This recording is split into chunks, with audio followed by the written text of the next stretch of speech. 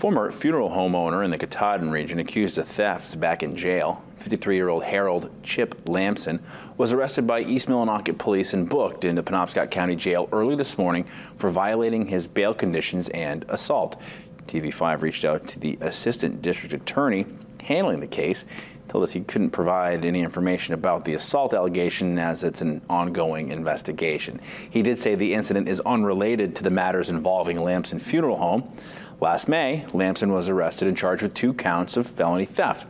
Complaints against Lamson pertain to issues with mortuary trusts, deficiencies with funeral services, and failure to communicate with families, among other things.